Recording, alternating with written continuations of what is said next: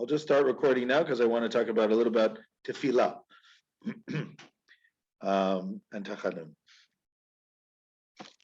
And it goes like this.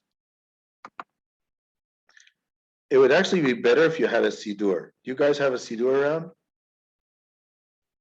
you have a sidur, I think this will be just a little bit easier to explain.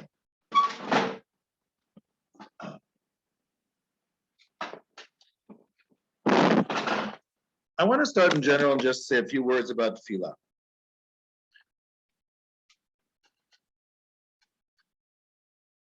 What is prayer? Why does a person pray? Let's start with the ABCs.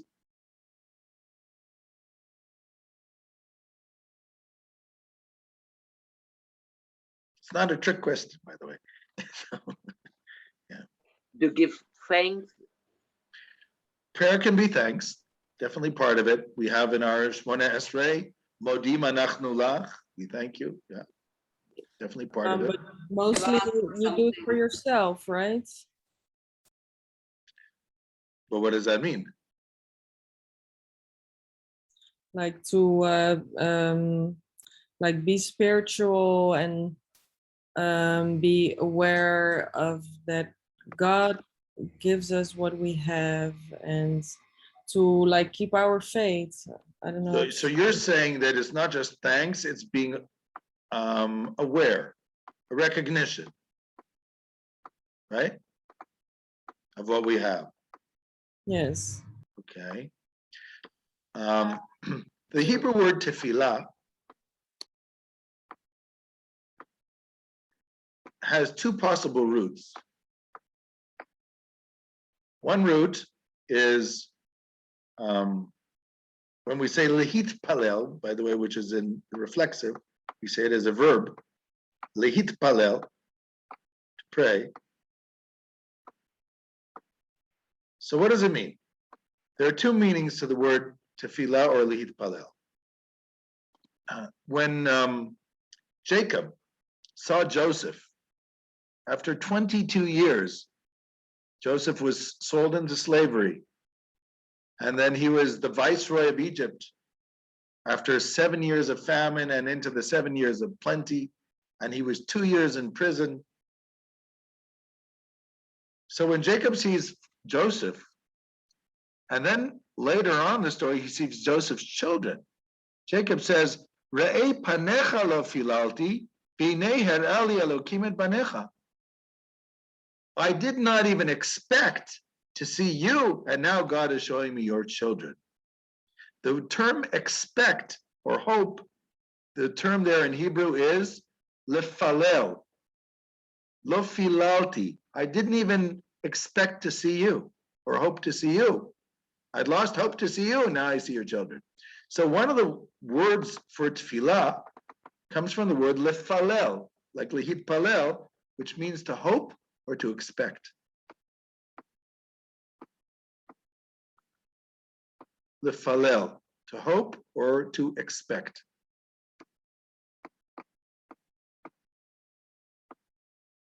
But there's another place in the book of Leviticus, Vayikra, when it talks about a certain legal matter, the Torah says, "V'natan b'flilim," which means an inspection has to take place. Bikoretiyeh, you have to inspect. V'natan b'flilim. So it also means an inspection.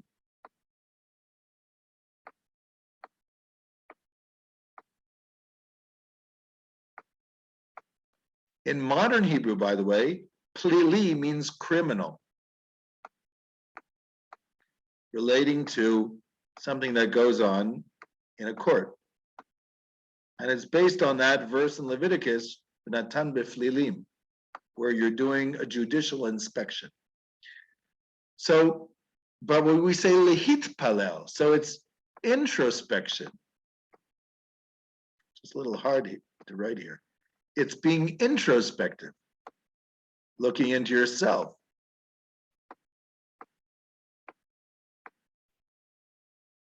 Lehit palel is the reflexive. I'm inspecting myself, not anybody else. Because lihit palel is a reflexive, it's something I do to myself. I'm inspecting myself. So we have two meanings to the word tefillah, either to hope and expect, or to inspect yourself. So already we see two meanings to the word of tefillah. When we pray, we are asking God for things, so we're hoping and inspecting something good, whether it's health, good health, prosperity, or whether it's general things and gathering of the exiles and building up Jerusalem, whatever. And so we hope and we expect for the best, or it's redemption, peace. And the second thing is we inspect ourselves. Are we worthy of God answering our prayers? That's the introspection part. That's the lehit palel, reflexive part. We're asking ourselves, am I worthy? It's nice that I'm asking for it. Do I deserve it? And if your answer is yes, you should probably think about it a second time. It's both. It's both looking into yourself, am I worthy? And secondly, this is what I need, God. The Talmud says about the Psalm 27, the David Hashem Ori, the Psalm of David, God is my light and my salvation. Who shall I fear? So at the end it says, Kavel Hashem, hope to God, from the word tikva, like hatikva. Kavel Hashem, chazak ve'metzibecha, hope to God with the strength of your heart, and hope to God. The Talmud says, why twice? Why does it say hope to the God with all your strength and hope to God? You already said it the first time. The Talmud says, if you pray to God and God didn't answer, do it again. And if he didn't answer a second time, do it again. Can't give up. If you don't want God to give up on you, don't give up on God. Just keep going. And eventually, you never know. Doesn't always happen the first time. Doesn't always happen the second time. But you also have to be introspective. You always have to ask yourself, do I deserve this? Why? There's an interesting question.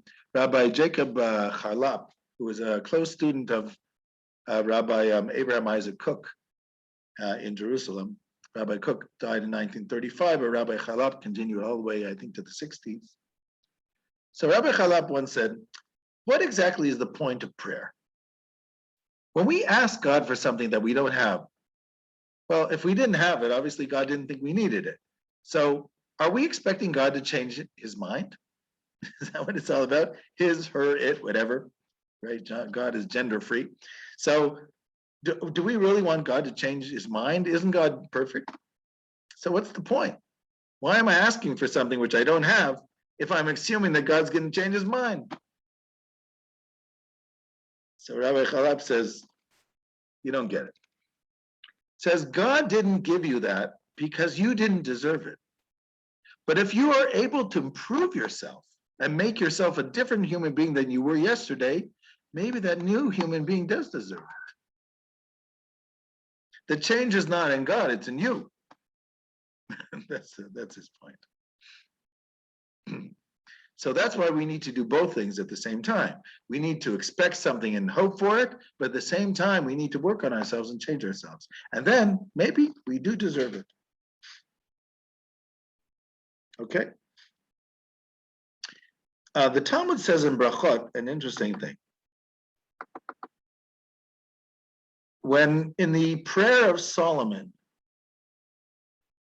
in the book of Kings 1, chapter 8, after the establishment of the first temple, Solomon gives this long oration, which is really a prayer. And he says, those who come to the temple will come and you will listen, lishmo al arina vel tefillah. You will listen to the singing and the prayer. Rina is like calling out or singing. Lishmo al harina. In modern Hebrew, it's also a girl's name. Rina. ve'ela tefillah, and the tefillah and the prayer. So the Talmud says, what is the difference between rina and tefillah if they're both talking about prayer? So the Talmud says something very strange. It says, rina is referring to bakasha, to request.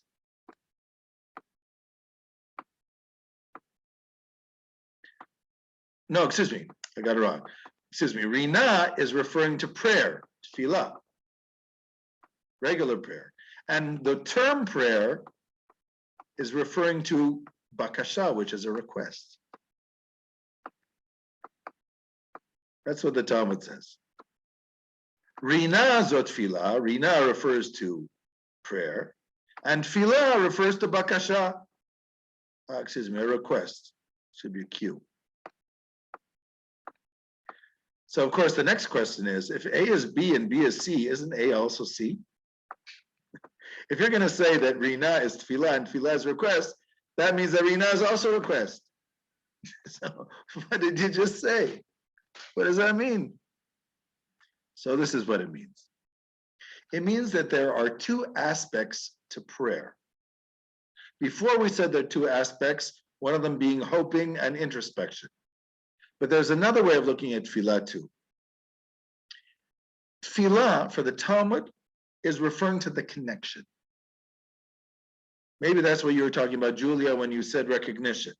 It's talking about connection. Whereas the word tefillah is talking about request. Within our prayers, we request things, but it's not the only part of prayer. There's something about prayer, we just want the connection. I always say that's the difference between how a man and a woman speak on the telephone. When a man speaks on the telephone, he wants information. It doesn't matter if he calls a man or calls a woman. He gets the information, conversation is over, right? When a woman calls somebody on the telephone, she wants a relationship. So it's really not important what they say. If she's talking to her son, to her daughter, to her husband, tell me more. Right? I just want to talk to you. What does it matter what you say? Now, men don't get that. It's like, we finished the information. Why do we still have to talk on the telephone? Okay, it's just a different way of using a telephone. So that's the difference between rina and tefillah. Rina is the connection. Tefillah is requesting. First and foremost, prayer is about a relationship. Of course, in prayer, we ask for things because we are fragile and limited human beings. So if we don't ask God for something, who we're going to ask for? But it's about a connection. So those are the two aspects of tefillah: request and connection. So with request, we definitely need introspection. And with request, we also need to hope and expect. But in general, in addition to all that, we need rina, we need connection. Because that's what helps our focus as a human being. In prayer, we talk to God. When we study Torah, God talks to us. Through that revelation at Sinai, which happened 3,000 and something odd years ago. That's okay, Eva. So, now let me tell you a story. It's not exactly a story, it's an interpretation.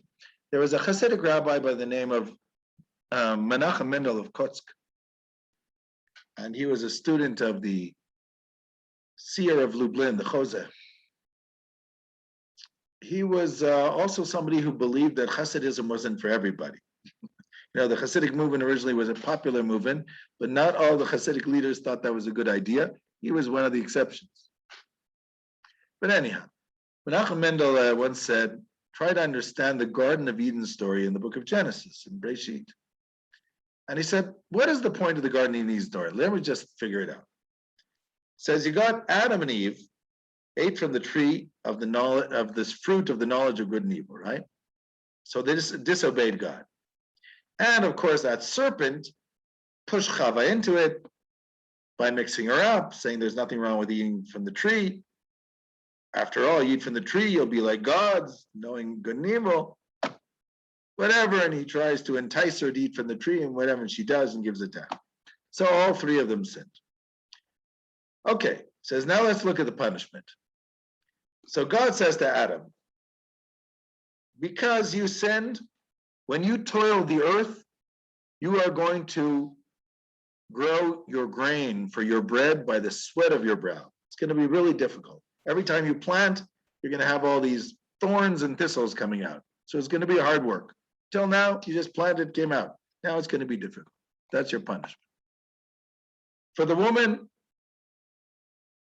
God says, your punishment is going to be, you're going to have labor pains. It's going to be really difficult bringing children into the world. Punishment. But then God says to the serpent, you're going to be on your belly and you're going to eat the dust of the earth. So Menachem Mendel says, how's that a punishment? If you could eat the dust of the earth, that means you got food everywhere you go. Where's the punishment? Okay? I'm not going to try to justify the interpretation, but there is something to it. It says, if everywhere the snake goes, has food, so how's that a punishment? It sounds pretty good to me. So Menachem Mendel says, you have to understand. Let me explain to you exactly what the punishments were in order to put it in context. It says, God says to Adam, Adam, you forgot me. Here you are in the Garden of Eden, and somehow you forgot me. So Adam, I'm going to make sure you never forget me. You know how we're going to do this? Every time you try to grow something, you're going to wait for that rain to come.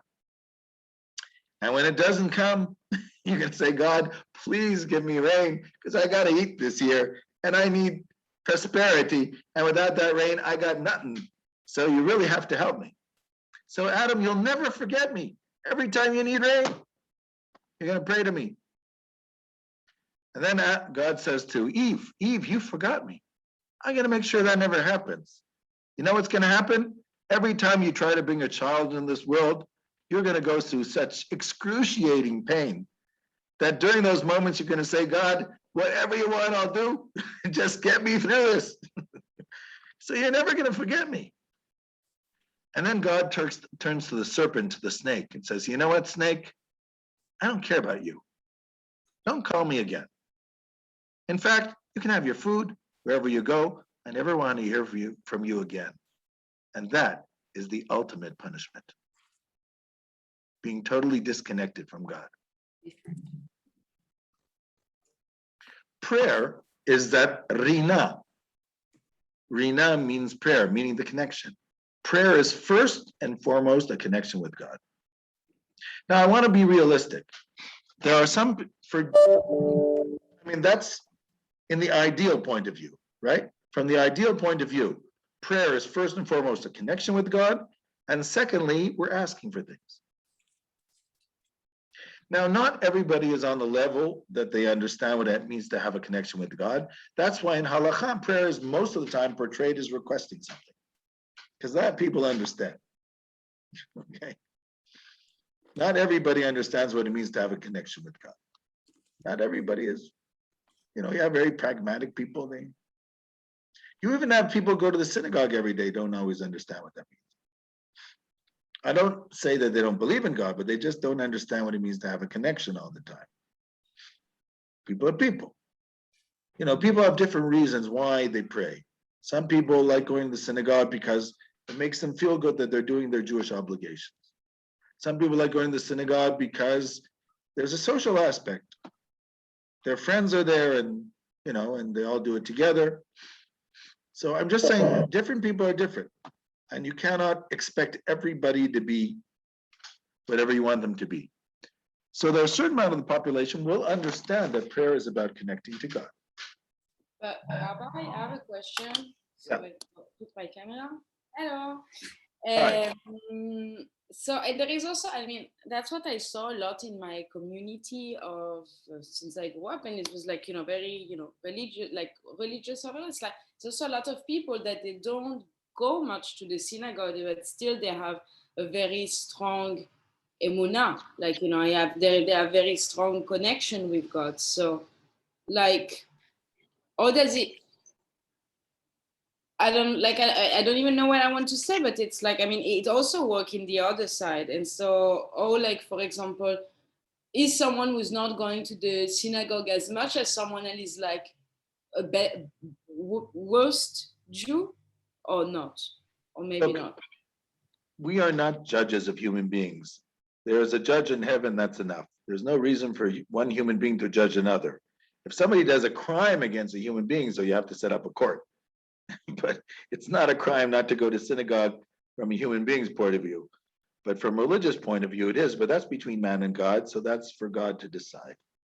You cannot judge people. You don't know what they went through in their lives, and you don't know what they were taught or how they understand things. You even have people go to synagogue all the time who are not as spiritual as you would expect them to be. It's not that they don't believe, but they're more practical type people. You know, they believe in God, but they're very practical. They go to the synagogue, they want to do the right thing in life. They have their moments where they feel something, but not necessarily on a daily basis. And in general, one of the reasons why our tefillah is so long is to hope that at some point you actually will have intent. And think about what you're saying. You say a lot of stuff, there's a chance that on one of those things, you might actually light up something in your soul. In general, also, women tend to be more spiritual than men, which is probably one of the reasons why women don't have to pray in a minyan. It's very formal to pray in a minyan. It's very social. Women don't need that. They don't need to pray socially. They can find their connection to God in their own one-on-one. I have a question. If you were saying like women, like we don't need like a minyan, like what about, for instance, because like a week ago, my host family, they had a grandkid, and the daughter went to Shachait in Shabbat, so she could do the Birkat Gomel, and she needs a minyan. Yes, there's certain obligations you need a minyan. If you want to say Kaddish for a parent and you don't want just your brother to do it, you do have to be present in minyan because the Kaddish requires it. Okay, so and if you want to say the Kedusha, if you want to listen to the Torah, you need a minyan for those things. But aside from that, a woman is not obligated to be in a minyan for the daily prayers, whereas a man has such an obligation, but it's not an obligation in the sense that if I don't have my minyan in my community at all, then I'm a bad Jew. It's more of a mitzvah than an obligation. It's somewhere hanging between. It's not like if you didn't put on tefillin, it's considered a bad thing that day. If you missed the minyan because you missed the minyan, you weren't feeling well, you got up late, it's not considered any type of transgression. For example, I had like friends that were very, religious and very like, they were like, keeping Shabbat, kashrut and everything. And I remember once, and we actually even used to go to Dvar Torah together. And once he told me, actually, I think it's weird for me to see women at the synagogue. Like, he was like, he doesn't understand. Like, he was like, I don't understand why they need to pray. I don't think it was on some specific occasion, but okay, but that's already social adaptation. There's nothing weird about seeing women at synagogues, but certain social climates, like for instance, in the Islam, it's very unusual to see women at the mosque. It's usually men at the mosque. So people who lived in Islamic countries, they also didn't require their women to go to the synagogue. Very often, they didn't even build a women's section in the synagogue. The women wanted to come, they can listen from the outside. We had even some Ashkenazim like that in the insular communities of Eastern Europe, who were not so gung-ho on the women coming to the synagogue. Those are social adaptations. For halakha, there's absolutely no problem with the woman being in the synagogue. Women were in the temple, why can't they be in the synagogue? To say that somebody has a problem with seeing women in the synagogue, why do you have a problem seeing them in the synagogue and you have no problem seeing them in the market? It wasn't a problem. It wasn't like saying a bad thing. It was just like, it wasn't actually, it was absolutely not a problem, but it was just like not used to, I think. More yeah, like but I'm saying that's a problem with the community. The community has to adapt itself to enable women to be in the synagogue. I mean, it's their right. The fact that they're not obligated in going to a minyan on a daily basis doesn't mean that you keep them out of synagogue on Shabbat. You want them to be ignoramuses, because that is the outcome, by the way. They become ignoramuses. When you don't teach women anything, when you don't let them go to the synagogue, when you don't let them study Torah, they know absolutely nothing. And since the women are there bringing up the children, it's a real problem.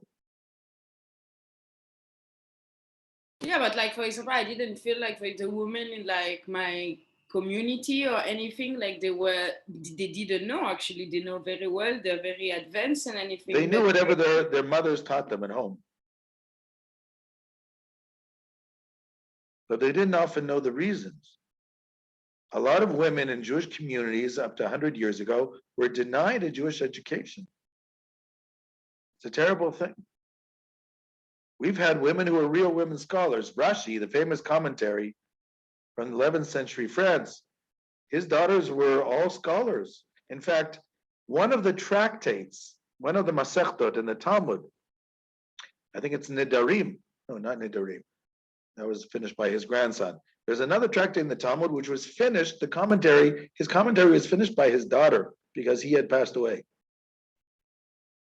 Just to understand how much of a scholar this woman was. And she used to wear tefillin at home every day because they didn't want to wear it in the synagogue. But a woman, by the way, who wants to put on tefillin, she can put on tefillin and make the blessing. It's just better not to do in the synagogue because it'll look a little bit out of place because it's not an obligation. But a woman is allowed to do any mitzvah than a man is obligated to. But if she does it on a regular basis, it becomes like a vow, and then she has to continue it. So if she doesn't want to continue it, and she just wants to do it every now and then, she should really say bli neder. That's all. But if a woman feels that need to put on tefillin, that's okay. I don't mean this from a feminist point of view. So. No, of course, but it's actually really interesting. Like it's very interesting. So thank you for sharing. Yeah. Okay. Seder. How do we get to this? I have to figure out where. So we're talking about tefillah, and so I explained 3 aspects of tefillah. I said the Talmud talks about 2 aspects, which is tefillah as connection and tefillah as request. And I said when we talk about request, the 2 interpretations of the word palel tie into the question of request. Number 1, I'm expecting something, hoping for something, lefalel, and also I'm inspecting myself, I'm introspecting, by introspection. Am I worthy of God listening to me? So the meaning of the word tefillah has those 2 sides of request, and the Talmud adds that the word rina means the connection. And I said, in general in society, different people see tefillah differently. And that's okay, by the way, because you can't expect everybody to be like everybody else. People are different. There's a fellow that davens in this little steeple that I go to very often. He's a Hasidic guy, the whole garb, the white socks and the black shoes that look like ballet shoes, and the knickers and whatever, big beard. But when he is a chazan, he prays really quickly. Like there's no way you can focus on the words. He's like, brrr. So that's the way he is. But it was interesting one time, I was there on Sukkot a number of years ago. When it came to the sukkah, the lulav, and waving the lulav and etrog, he did it so slowly with so much intent. I was shocked. I mean, this is the guy who's normally, going down the autostrada, the highway of the prayer, that it's really hard to catch up with him. And all of a sudden, when it came to a physical action of waving the lulav and etrog, that came with so much intent. He was like really into it. Took him maybe 10 minutes to do it. Different people connect to different things. I had a friend who said to me, when he comes to Jerusalem and he's at the Kotel, he feels nothing. But when he's in Tzfat, standing on the top of that hill, with the breeze in his face and looking at Har Meron, he feels elated spiritually. So everybody's got the way that they connect. When you go to Tzfat, they say that there are 4 holy cities in Israel. This is actually mentioned by Avraham Azulai of the early 18th century. No, he was earlier. He was actually 17th century. He was the grandfather of the Chida. So Avraham Azulai, writing in Tzfat, says there are 4 cities in Israel, and each one of them are different relationships to God.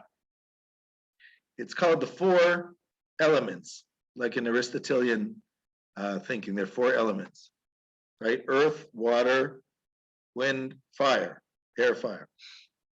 So Earth is called the city of Hebron, where you have the cave of the patriarchs and the matriarchs, and of course the birdie in the ground. So that's called Earth. So the spirituality of Hebron is an earthy type of spirituality. People who connect physically to the land of Israel, building the land, connecting to the land, fighting for the land. That's called connecting to God through the earth. Then you have Tiberia, that's called water because it has the Kinneret. People who have the flow and they connect to God like water. They're very flexible and they pick up things that other people don't. And I have to think more what that means. I haven't thought about it enough. Then you have Tzfat, which is called air because it's on the top of a mountain. It's called connecting to God through air, through wind. In other words, people who need to be blown in a certain direction and then they feel that spirituality. And then you have Jerusalem, which is called fire, which is heavy duty spirituality, which not everybody can connect to because it makes your, to use an Indian term, it makes your chakras spin too quickly. So not everybody connects to it that easily. But certain people are hardcore, for them, only Jerusalem, right? Nowhere else. So it's just different strokes for different folks. Even the spiritual world, people connect different ways.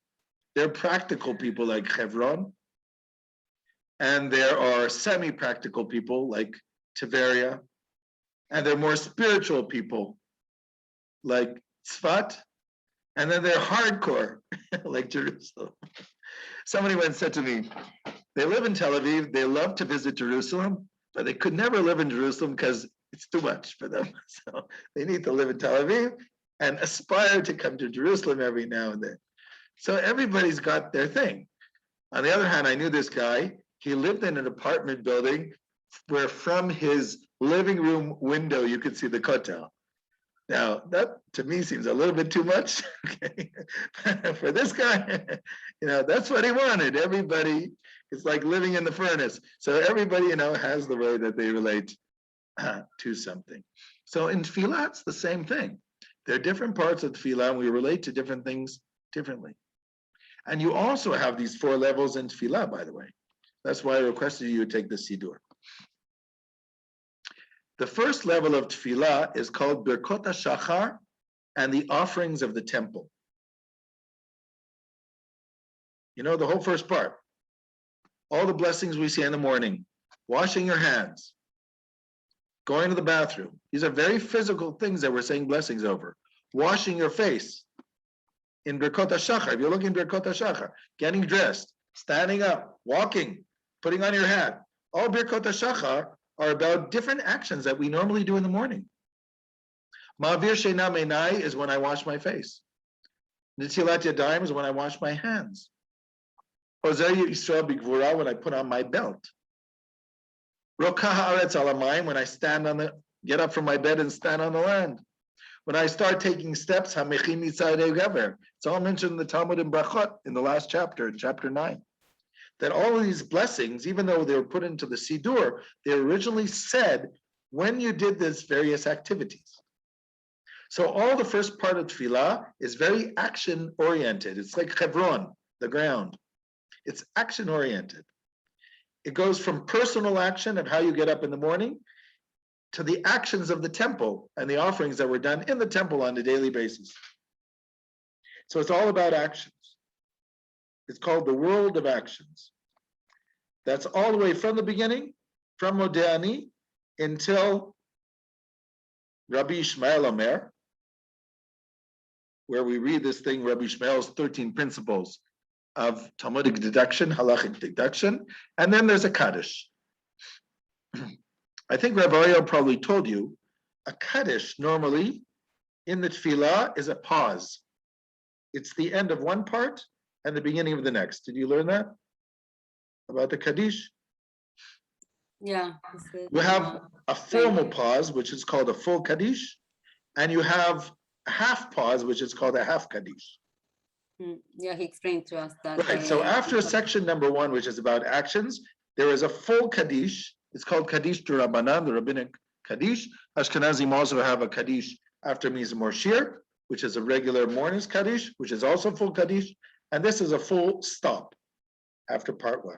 So the first part is called the world of action. For the Kabbalists also, if you're familiar a little bit with the lingo of the Kabbalists, our world is called the world of action. The second part of the tefillah is all songs of the Psalms of David. It starts with Baruch Shema, with a blessing. It ends with Yishtabach, but in the middle, it's mostly Psalms from the book of Psalms of David. Different praises that David is singing to God about the heavens and about the earth and all different things. And in this song,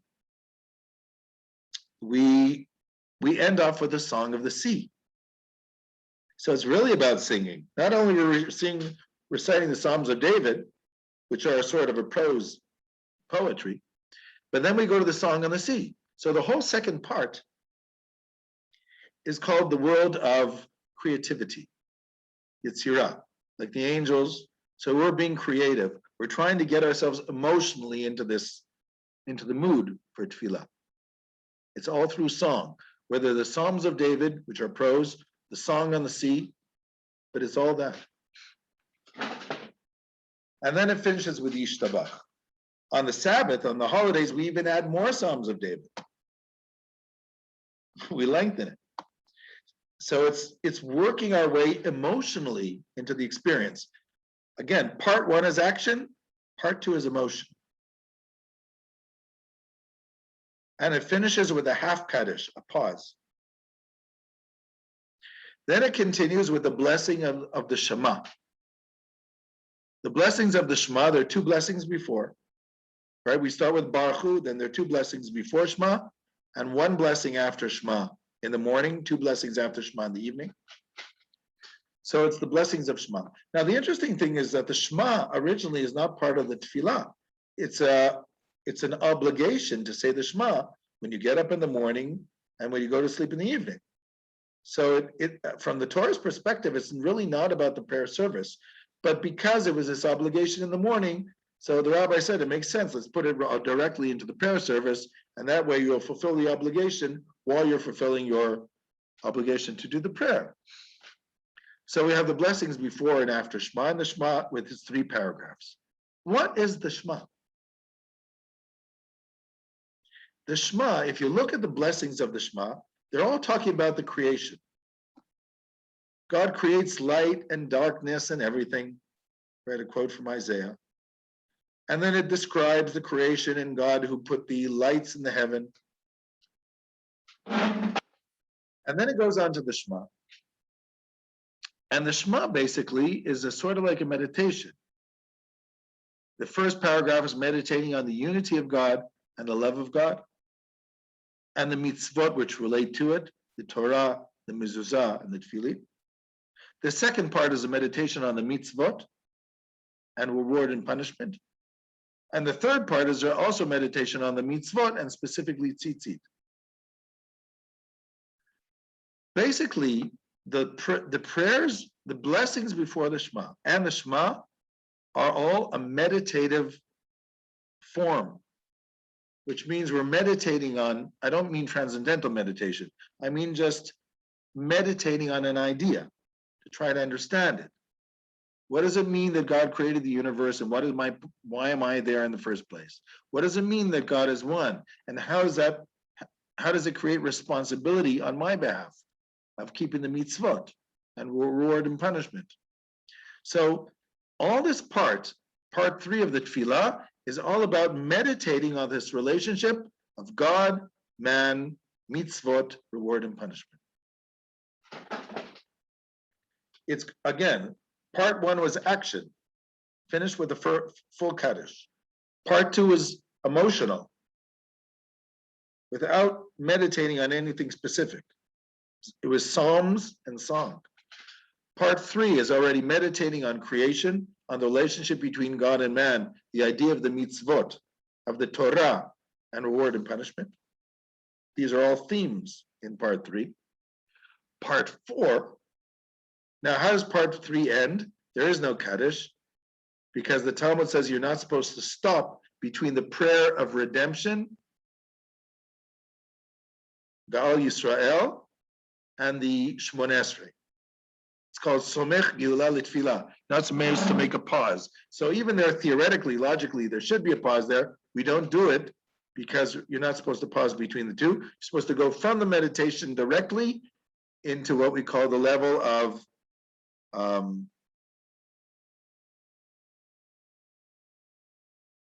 it's going from understanding to meditating on higher ideals. Meaning, part 3 was rational meditation. Part 4 is meditating on lofty ideals, whether I understand them or not, even if they slightly transcend my ability to understand. That's called the Shemona Esrei. The Shemona Esrei, the silent Amidah, which has 19 benedictions today. The first 3 are adoration, are praise. The last 3 are thanksgiving. The 13 in the middle, where we're making requests, none of the requests are particular. They're not for the individual. All the requests are said in the collective, and they're all things that the Jewish people or the world in general needs. They are ideals that everybody's striving for. Salvation, prosperity, not necessarily just for myself. Health, not necessarily just for myself. Building of Jerusalem. The return of the Davidic dynasty. Even listening to our prayer, it's a general thing. We're talking in the collective. We're trying to live up to certain ideals that we're sort of thinking about whether we understand them or not. We just want to identify with them for a moment. And of course, in Shomei Tefillah, you can make a personal request in addition, obviously. So these are the 4 levels of Tefillah: action, emotion, intellectual meditation, above intellectual meditation, where I'm just relating to something, whether I understand it or not. And those are the 4 levels. Understood? Who did not understand? Who doesn't know what day of the week it is? What is the 4th level? Again, level number 1 is the world of actions. That's Birkot HaShachar and all the offerings in the temple. Level number 2 is called emotions. It's reading the Psalms of David, which stir up certain emotions in us, and of course the Song of the Sea. Song is a very important part of Tefillah. By the way, the gematria, numerical value of the word Tefillah, Taf Pei Lamed Hey, is 515. And the numerical value of the word Shira, which means song, is also 515. There is a definite connection between singing and praying. It's not for no reason that people like to sing when they pray. It helps get me into it, into the right mindset. Jews and non-Jews do so. Yeah. So it's okay, like I burst out into song like Baruch Atah Adonai during the day, just suddenly, that's all right.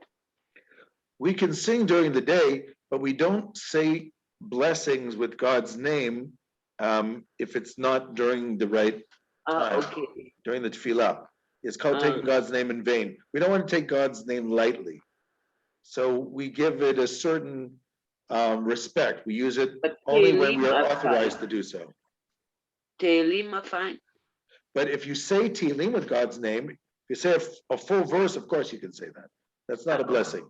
Yeah. Anytime you say Tehillim, you can say God's name. Anytime you quote a full verse, you can say God's name. Okay. Part of the Torah. Yeah. Thanks. Yeah, but just not the blessings, because the blessings are a formula which we don't want to take lightly. We believe that they have a certain power. Jews in general, we believe in the power of the word. I think we believe in the power of the word more than most people's. We also take laws very seriously. I think more than most people. Not for no reason you have so many Jewish lawyers. It's just our understanding. Because we take the power of the word very important and power of law very important. We see as connected. And that's because we came from our relationship to the way we understood Torah. Those who became less connected to Torah, they wanted to be lawyers, they wanted law, they wanted the power of the word. That's the way we understood things. And education too. Remember, it's a mitzvah from the Torah to teach your children. Shinantam levanecha. Because of that, even Jews who are not so religious, education. It was always an ideal among us, the idea of the democratization of education, that people should be learned. An ideal we always believed in. So you have these 4 levels, and that ends with the Shemona Esrei. Action, emotion, intellectual meditating, and then a more type of transcendental meditating, but again, not a Buddhist meditation, even though I had a friend who used to do that, but I'm just saying, it's just thinking about these ideals and how I relate to them, that's it. But I have one question. Maybe it's stupid. I don't know. I wanted to ask, does these 4 levels relate anyhow to the teaching of Tanya that basically our soul has like 4 levels? Is there any parallel to that or not?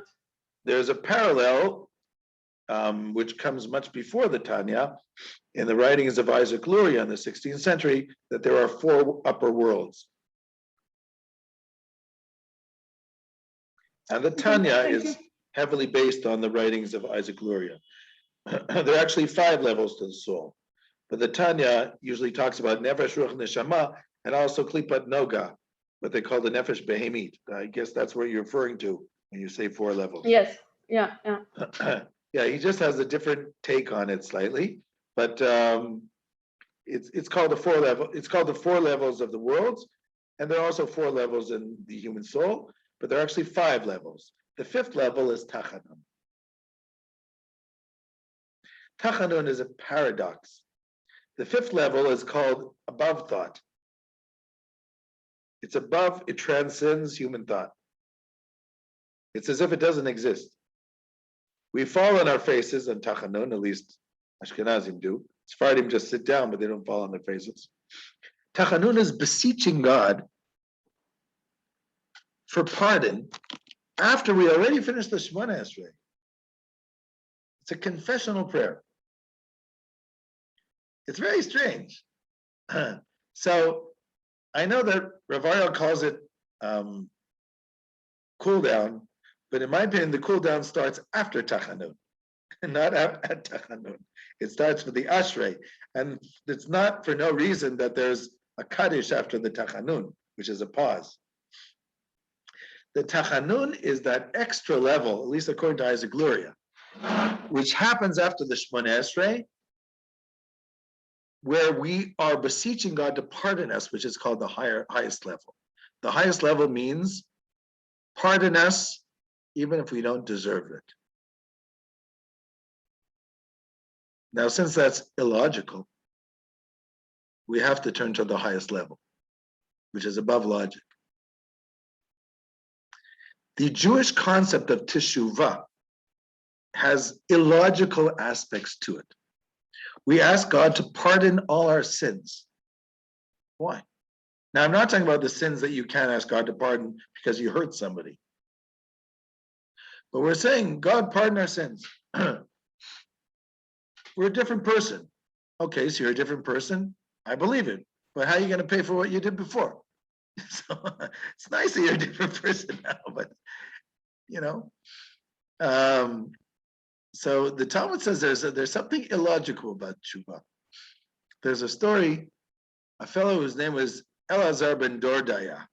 He was like the head of the Jewish mafia in ancient Palestine. A real no-gooder. He lived in the 3rd century. He even had no-gooders then. And this Elazar ben Dordaya one day had a change of heart. And he said to himself, this is ridiculous. I've destroyed my whole life. Is there anything I can do at this point? Somehow it occurred to him that he'd done everything wrong. And he had a change of heart. There's even a story why, but I'll spare you that. And he says he sat down between 2 mountains and wondered if there was any way he could change and be a better person. Would God receive his teshuvah if he did so? Says he looked at the birds. He says, birds, what do you think? Do I have a chance? Birds said, nope, you don't stand a chance. Forget it. So it says he turned to the clouds. It says, clouds, what do you think? Do I have a chance? Clouds said, no, you don't have a chance. And this goes on. He turned to this one, to that one. And so then he said, you know what? It looks like it all depends on me because nobody's here to help me. Says he put his head between his legs, which seems to be a sort of meditational posture that was used in the Second Temple period to show going back to the crouching state of the fetus in the womb. It was a meditational state.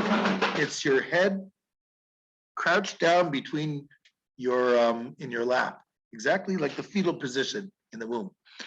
So he put his head between his legs and he cried until his soul departed from him. And after he died, for whatever reason, broken heart, it says a heavenly voice came out and said, happy you should be, Elazar ben Dordaya, because you have a place in the world to come. And it says in the story that Rabbi Yehuda Nasi, Judah Nasi, the famous editor of the Mishnah, heard this heavenly voice and he started to cry. He said, is it possible that somebody can acquire their place in the world to come in one instant? I mean, this guy was a no-gooder his whole life. Everybody knew who he was. Now in his last moments, he does teshuvah, and now he has a place in the world to come. That's not fair. That's how the story ends. That's called turning to the highest point. There's a story the Midrash says that Moses goes up to Mount Sinai. And he's on Mount Sinai. And he says, God, I want to see the reward for the righteous. God says, okay. He shows him a large treasure. He says, here's a reward for the righteous. Moses is impressed. But then he sees another heap of treasures. He says, what's that, God? That one over there, the other heap. God says, oh, that's the reward for those who have nothing and deserve nothing. Moses says, there's a reward for somebody who deserves nothing? And God says, V'chanoti et asher achon, v'richamti et asher arachem. Says, I shall be gracious to whoever I decide to be gracious, and I will have compassion on those who I decide to have compassion. Meaning sometimes God does things, but human beings have no idea why. Because we're not able to comprehend why this person would actually deserve something. Probably because we don't see the whole picture. But at the moment, when we look at it, it doesn't make sense to us. So that's called looking for the highest, the highest level. In Christianity, by the way, you don't really have the concept of teshuvah the way we do. Be a better person and God will forgive you. It's not exactly like that. That's why everybody has to be forgiven by some Messiah, because they can never reach it by themselves.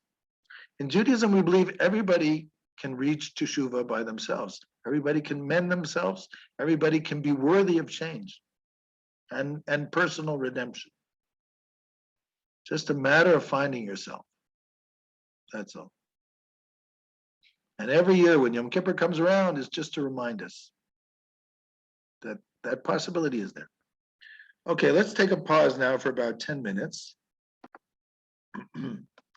So, what is then Tachanun? This confessional prayer.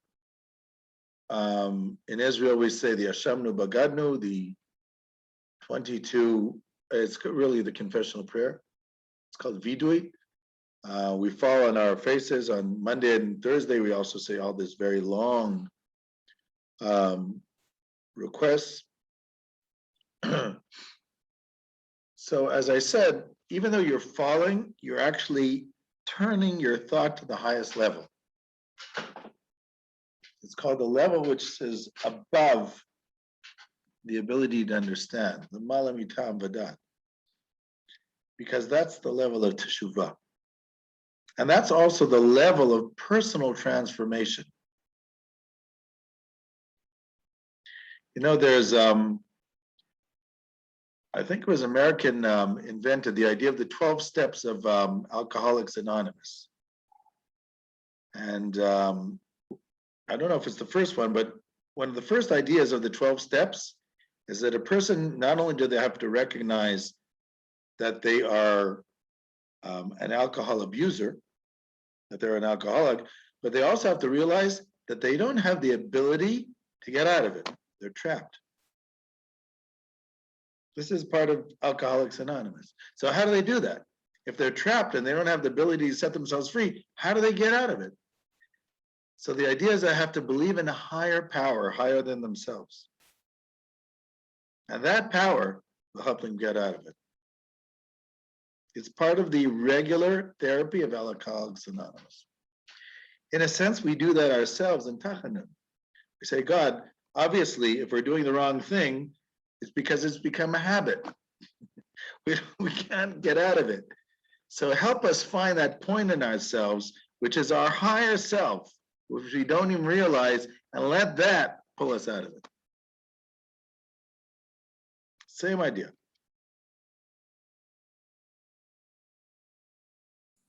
And after that point of Tachanun, in the regular service, then you can have what Rav Ariel calls warm down. So or cool down. Ashrei, Lamanaseach Valetzion, etc. However, if you notice on Monday and Thursdays, when do we read the Torah? Exactly after Tachanun, exactly at that point. Because at that point, where we're turning to the highest point within ourselves, at that point, we're ready to receive the Torah. So the Torah reading, when God talks to us, that can only be at that point, exactly after Tachanun, which is called the fifth level, the subconscious level. And then you have, if you want to call it cool down, I don't know why he uses that term, but if you want to call it that, then from Ashrei, it would be such. I have a question. To say Tachanun, we need to have a minyan, right? Actually, no. To say the Kaddish, you need a minyan. To say Tachanun, you have to have a Sefer Torah. Okay, now I'm asking because sometimes with Shira in the classes, we will do the some of the prayers, you know, like Amidah and all that, like what she was explaining, and we never did Tachanun because she was not sure about like if we could do it. So again, Tachanun, if you're doing it at its proper time, which is in the morning or at Mincha, so you need a Sefer Torah because it's something about the Kedusha of a Sefer Torah which adds to the moment, which allows you to do so. And in Jerusalem, the minhag of Yerushalayim is to say Tachanun, even if there's no Sefer Torah, just because of the holiness of Yerushalayim. But everywhere else, you need a Sefer Torah. Even if you're praying with a minyan, and you don't have a Sefer Torah, you cannot fall on your face if you say Tachanun. Some people say you can say Tachanun, but you cannot fall on your face. You need to have a Sefer Torah there. And it's only said because, like, I've been to shul like all the Chagim, on Shabbat, but By the it's way, it never also said. shows you the level of Tachanun, which I was saying. Not only do you need a minyan, you need a Sefer Torah. We don't have that for any other prayer. That's what I'm saying. Like, but we don't say this on Shabbat, and we don't say it. No, Tachanun, you don't say any confessional prayers on Shabbat. We don't request pardon from sins on Shabbat, because Shabbat represents the world to come, which is free of sin. We also don't request things on Shabbat. True. Shabbat represents a stage. If I ever saw like We don't need things where there's no evil. That's called the level of the world to come. That's why we don't request things on Shabbat, and we don't ask for pardon from sin on Shabbat. Even if Shabbat falls on Rosh Hashanah, we don't say the Al-Chaitz, for instance. When Rosh Hashanah falls on Shabbat, we don't say the Al-Chait. Excuse me, not the Al-Chait. I mean Avinu Malkeinu. Because they're requesting Avinu Malkeinu. And so, Tachanun, we only say it on weekdays, then. Tachanun is only on a weekday, yes. And not also, on a Chag and not on Shabbat. Because I was trying to remember if I ever saw this, like, because I read about Tachanun, but I never actually saw it. But maybe because the Chagim, we saw so many things, maybe it happened and I don't remember. No Tachanun on Chag or Shabbat, yeah. And not on Chol HaMoed either. And not on Rosh Chodesh either. And not on Chanukah, not on Purim. And there are even happy days, like now, we just had happy days from the end of Sukkot until Rosh Chodesh. We also didn't say Tachanun, because we're still in the euphoria of Sukkot. So.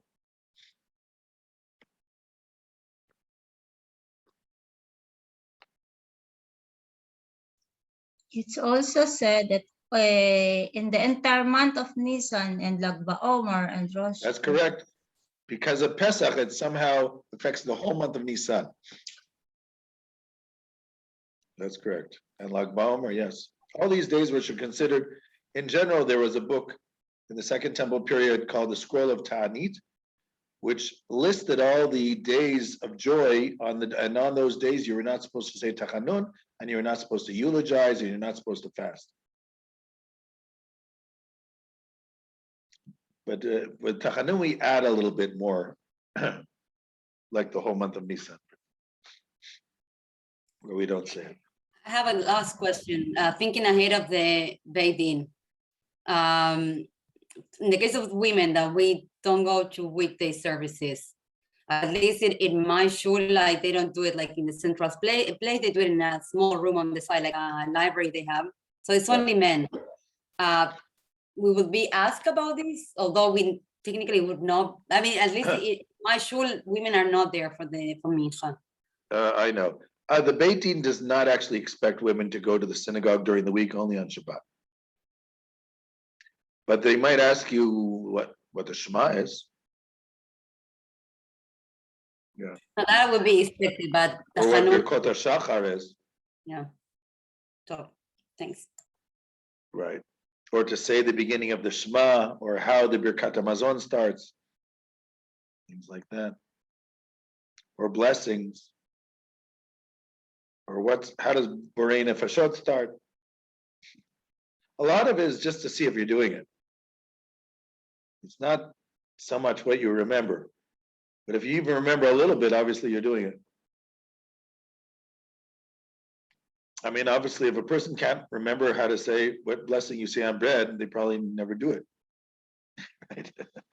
So, like, things like that, just to establish if you're doing it or not. That's really the goal. So. I have a question. During weekday, because I'm very poor in reading Hebrew.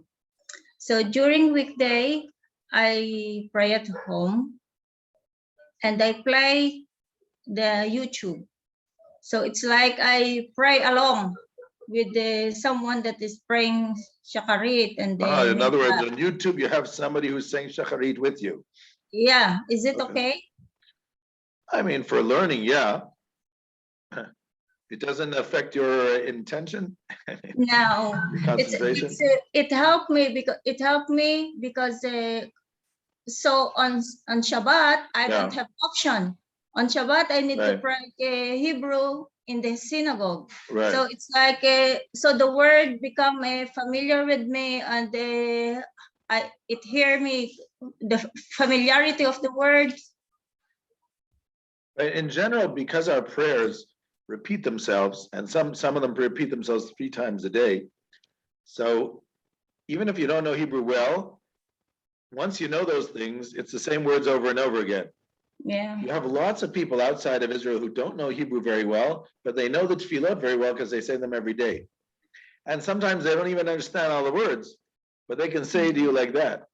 You know, they know it by heart, even though maybe half the words they don't actually understand, which is not obviously not ideal situation. I mean, if you're saying something 3 times a day, you might as well and try to make the effort to figure out at least what it says.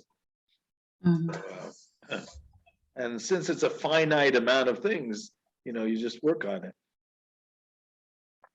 There's something about the Hebrew language also lends itself to prayer very well. I want to say one last thing, and then we'll take any questions before. The main part of the prayer from the Talmudic point of view is the Shemon Esrei, those silent benedictions that we say while we're standing, which used to be 18 and then became 19. So it's still called Shemon Esrei, which means 18, even though today they're 19. I always say it's like the Wednesday Bridge Club, which meets every Thursday.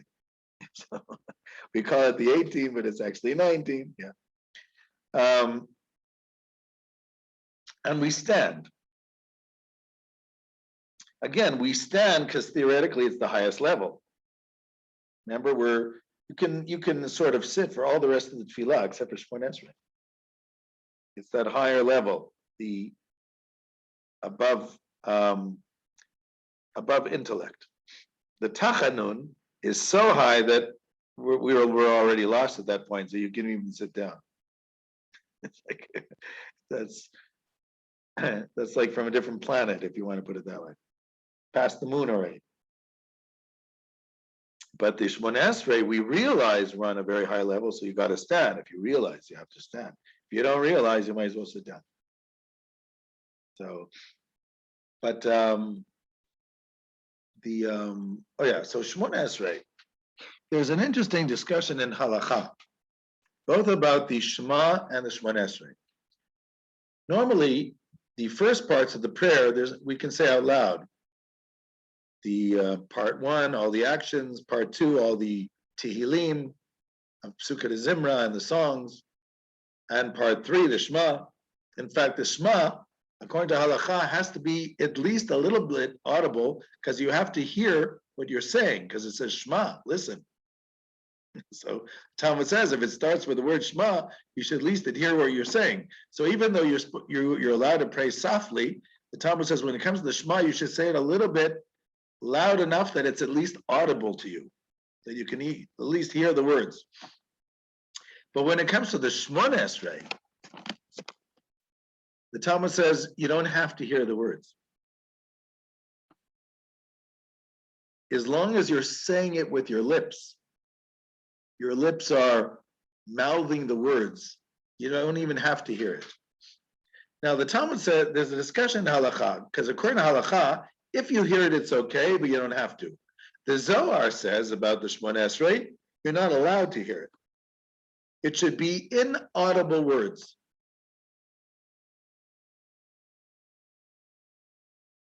Inaudible words, meaning you're moving your lips and formulating the words, but you don't even hear them with your ear. And the Zohar says here in Breshit about the Joseph story, on the verse "V'hakol nishma beit Paro," and the voice was heard in the house of Paro.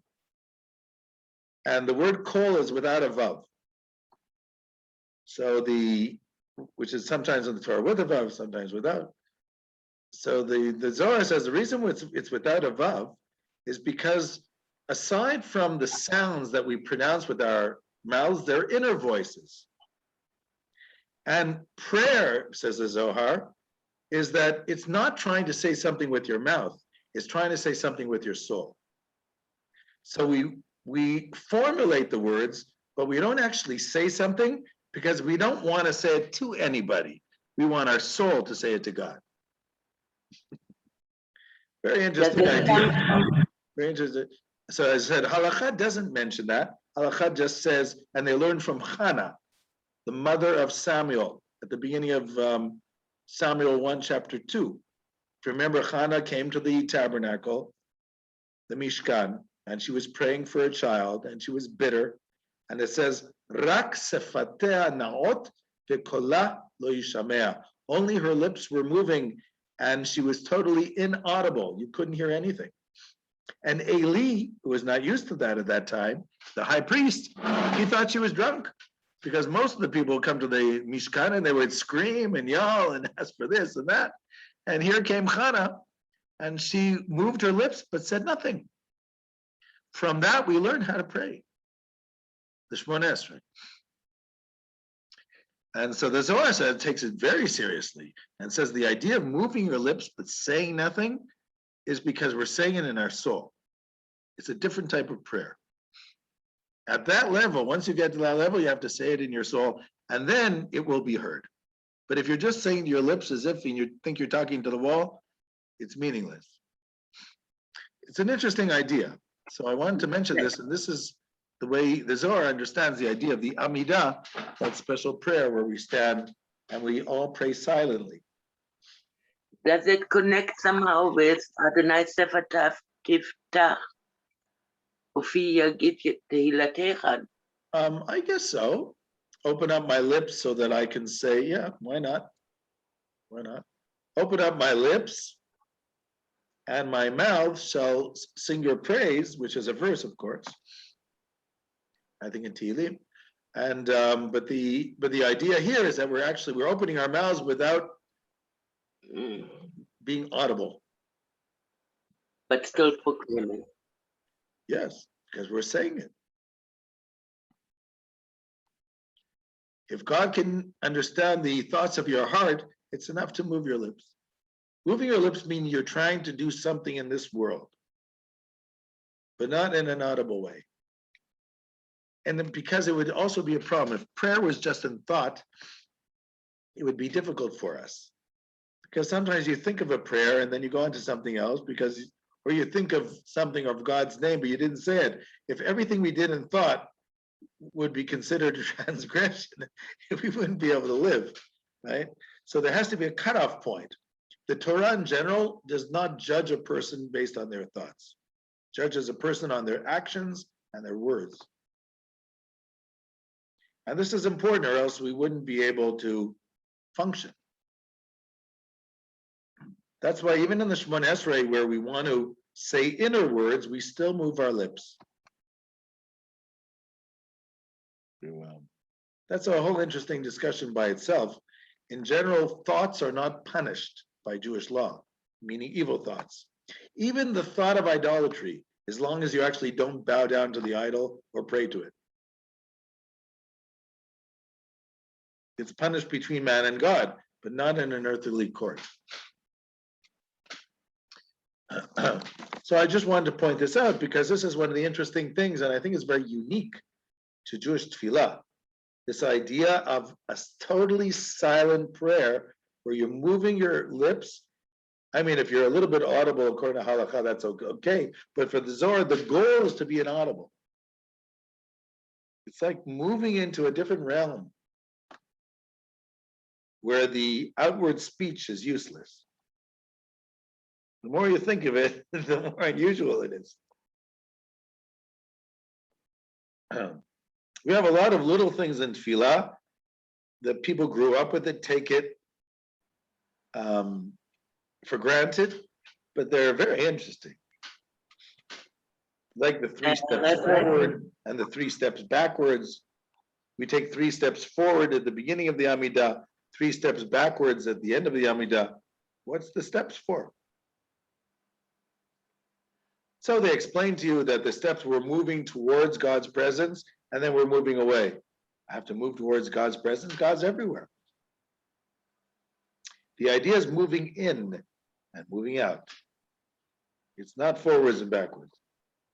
But since there's no way of expressing physically in and out, we move forwards, we move backwards. It's called moving in and moving out. It's as if we slipped a dimension. It's very unusual.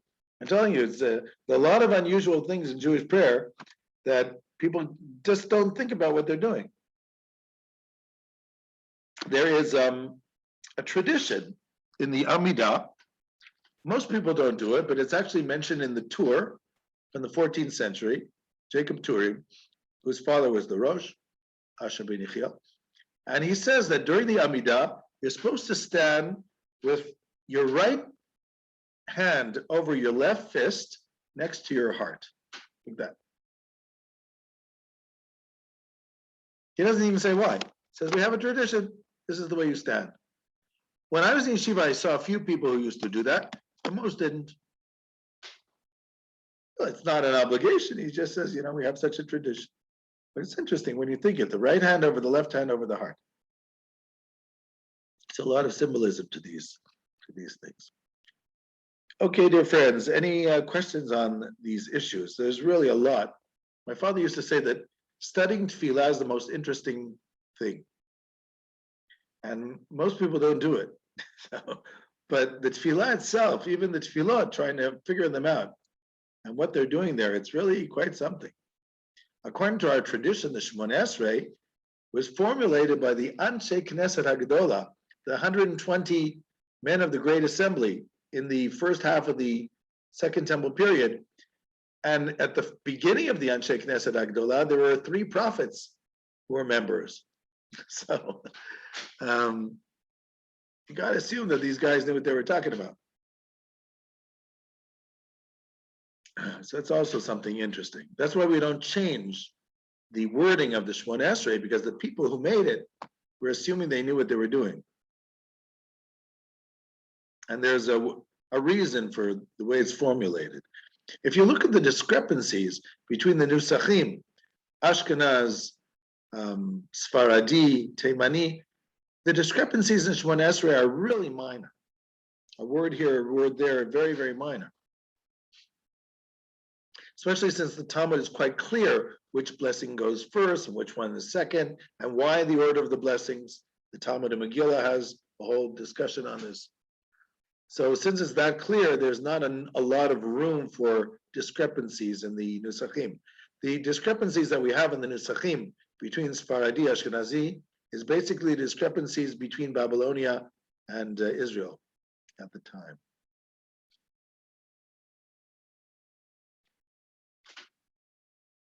I have question. Yeah. In the Midah, my Sidur is Ashkenazi, and also in the synagogue where I go, they read the same, and the part that Elohei Yitzhak, Elohei Yaakov, and there is one in the YouTube that he said Elohei Sarah, Elohei Rachel, Elohei. That's the conservative movement does that. Ah, okay. This is because for egalitarian reasons, and this is what I'm explaining. We don't add to the words and we don't subtract from the words, because we believe that the people who put those words to get together, we're creating a sort of a formula. We understand it not as arbitrary words. And that's why we don't add or subtract to them. There's a place for personal prayer in Shema Kolenu, and we can add personal prayers there. Even actually things that relate to a specific benediction, like for instance, asking for refuah, for healing, can be done in the appropriate blessing for healing, the Refainu. Person can ask for prosperity in Barech Aleinu, which is asking for rain, which is connected to prosperity. There are ways of doing it. Or as I said, most people add to the Shema Kolenu, but we don't change the wording of the Shemona Esrei. And even the Nusachim, which are discrepancies, are all discrepancies, as I told you, from the 4th and 5th century Palestine and Babylonia. So we just keep them the way they are, because this is the way they were passed down in our families. So when you see an argument very often between a different nusach, these arguments sometimes go back easily 1,500 years. So we just leave them the way they are. The idea of a nusach or a minhag is the way that that community remembers its Jewish tradition. So there is a value to that. And in the end of the day, when it comes to the Siddur, the discrepancies are really minor. The earliest Siddur is a Siddur of Amram Gaon, 7th century Babylonia. He's the first one to put it together in book form. Now, it might have existed together before that, but it was not in book form in a standardized pattern. So that's why you can have nusachim that developed. It's not surprising. And the very fact that the nusachim are so minor is also interesting. It shows how seriously they took the formulation of the prayers. Because you would think if it wasn't written down for generations, how could it possibly even look similar? But it really does. You know, it's a psalm here, a psalm there, slight, very small discrepancies in the tefillah. The biggest difference is in the tunes. But the wording is not that much different between the different siddurim. She'elot, question. Okay, I think I said enough about tefillah. Don't even know if I'm having another meeting with you guys or not.